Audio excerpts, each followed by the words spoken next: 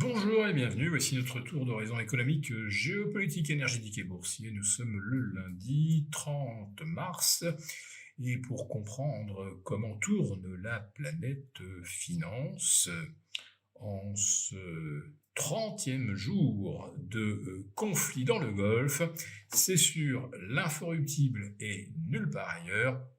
Et cette chronique, je vais l'intituler le bobard du lundi ne cache pas la flambée des prix.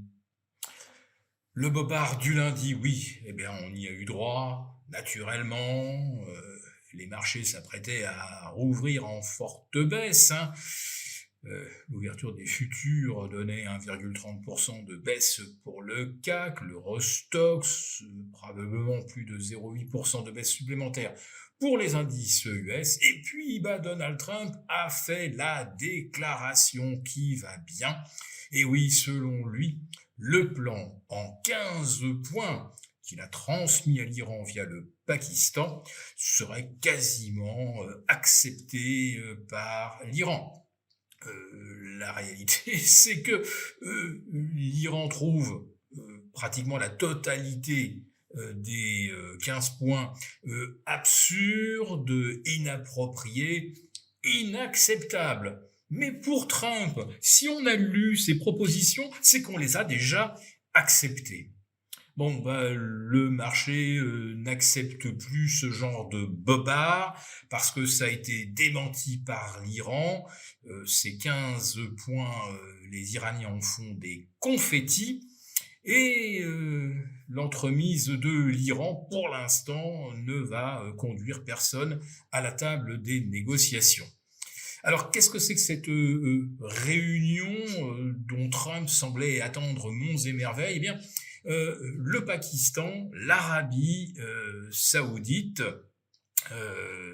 l'Égypte se sont réunis pour essayer de trouver une voie vers la paix, sachant que notamment l'Arabie saoudite a subi d'importants dégâts sur ses installations industrielles, mais également les bases américaines ont été très sévèrement frappées par des frappes iraniennes d'une précision qui stupéfie de plus en plus le Pentagone, et notamment donc un AWACS à 700 millions de dollars, un avion ravitailleur cassé, je ne sais plus combien, mais en tout cas ça vaut plus de 300 millions de pièces. Eh bien c'est plus d'1 milliard de matériel détruit, et encore je pense que les États-Unis ne nous disent pas tout. Alors oui, on a vu les images de l'AWACS détruit,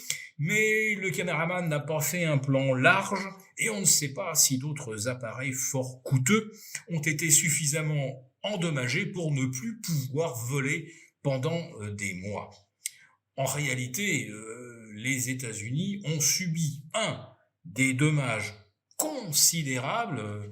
On parle d'un navire transporteur de missiles envoyé par le fond il y a 15 jours, coût pour le contribuable américain 57 milliards de dollars. On parle de plusieurs radars à 1 milliard pièces détruits au Koweït, en Jordanie, à Bahreïn. Mais ça, c'est que du militaire, ça ne nous concerne pas trop, nous autres contribuables européens. Non, nous, ce qui va nous coûter cher, ce sont les destructions d'infrastructures civiles. Et c'est ça que les pays réunis au Pakistan voudraient essayer d'enrayer. Oui, mais le problème, c'est que Israël ne veut pas. Israël bombarde les principaux sites industriels iraniens, désormais ses universités, et l'Iran avait déjà prévenu bien avant la guerre que, en cas d'attaque, eh bien, les pays du Golfe qui hébergent des bases américaines, des conseillers américains, seraient visés. Donc c'est vraiment du œil pour œil. Donc tant que c'est du matériel militaire, eh bien l'Iran s'est contenté de riposter, d'éloigner d'ailleurs les deux porte-avions américains, la fierté de la Navy, qui ont été donc éloignés au-delà de portée de tir des drones iraniens. Mais les usines, elles ont bien reçu, notamment une des plus grosses usines d'aluminium au monde, située à Bahreïn, également au Qatar. Donc là, ce qui est certain, c'est que les capacités de production d'aluminium dans le monde sont probablement réduites de 10%. Donc là, ça va coûter cher, c'est une certitude. L'aluminium, on en trouve bien sûr dans les véhicules, dans la construction. Bref, tout va coûter beaucoup plus cher. L'hélium, eh bien, il est complètement indisponible en provenance du Qatar et Taïwan en a un besoin vital pour continuer à fabriquer des semi-conducteurs haute performance. De l'hélium, on a aussi besoin pour faire des IRM, sinon on va revenir à la bonne vieille photo rayon X. Et les engrais, pour l'instant, ils ne transitent pas par le détroit d'Ormuz. Et c'est déjà trop tard, c'est une certitude, pour ensemencer les grandes plaines américaines et les rizières indiennes, sri-lankaises. Donc on va aussi vers une flambée des prix alimentaires.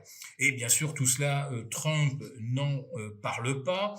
On se rappelle qu'il voulait être le président du gallon de carburant à 2 $. On est maintenant à 4 $ en moyenne aux États-Unis. On est à plus de 5,5 en Californie. Et une hausse de 40%, ou quasiment, du prix des carburants aux États-Unis en moins d'un mois, c'est la hausse la plus rapide de l'histoire, en tout cas depuis 1973. Aucune guerre du Golfe, même pas le début de l'invasion russe en Ukraine n'ont provoqué une flambée des carburants de cet ordre. Alors en France, on a compris, l'État a besoin des taxes liées donc au TIPP et à la TVA qui est assise dessus. La France ne peut pas se passer de ses recettes fiscales sur les carburants, parce qu'à chaque fois que Zelensky passe à Paris, il repart avec un chèque de 500, 1 milliard, 2 milliards. Donc évidemment, on n'a plus les moyens d'alléger la facture des Français. Alors, quand je vous parlais de flambée des prix, il y a 15 jours, je parlais d'une inflation à 5% d'ici la fin de l'année. 15 jours se sont écoulés, des complexes sidérurgiques ont été atteints, des terminaux pétroliers ont été également visés avec succès par l'Ukraine dans le nord de la Baltique. Autrement dit, les capacités d'exportation russes ont chuté de près de 30%. Je vous en parlais dès vendredi. Donc désormais, mon hypothèse d'inflation n'est plus de 5%, mais elle est de 10%, et sans compter le risque de pénurie, de rationnement. Autrement dit, c'est tout notre mode de vie qui risque d'être bouleversé dans les prochaines semaines, quand l'AIE aura fini de ventiler ses stocks stratégiques. Eh bien, l'Europe sera à son tour touchée par le genre de mesures de restrictions que l'on observe aujourd'hui au Pakistan, en Inde, au Sri Lanka, en Thaïlande. Voilà, on circulera moins, on nous demandera de faire davantage de télétravail, et on pourrait bien voir également un rationnement des carburants. Voilà. Donc Trump a réussi à faire rebondir les indices aujourd'hui, mais ce ne sera que pour mieux rebaisser demain. Pour vous remercier de votre fidélité, nous vous invitons à télécharger gratuitement notre rapport spécial qui contient notre solution pour préserver votre épargne face à la montée des tensions géopolitiques et qui pourrait même déboucher sur une nouvelle guerre mondiale. Il vous suffit de cliquer sur le lien en description pour l'obtenir gratuitement. Merci beaucoup d'avoir regardé cette vidéo. N'hésitez pas à réagir dans les commentaires ou à liker et partager cette vidéo si le contenu vous a plu. Et pour ne rater aucune de nos prochaines émissions, vous pouvez vous abonner à notre chaîne et activer les notifications. Et pour plus de contenu, n'oubliez pas que le dernier rapport rédigé par nos experts est accessible en cliquant sur le lien de description. On se retrouve tout de suite dans les commentaires et je vous dis à très bientôt pour une prochaine vidéo.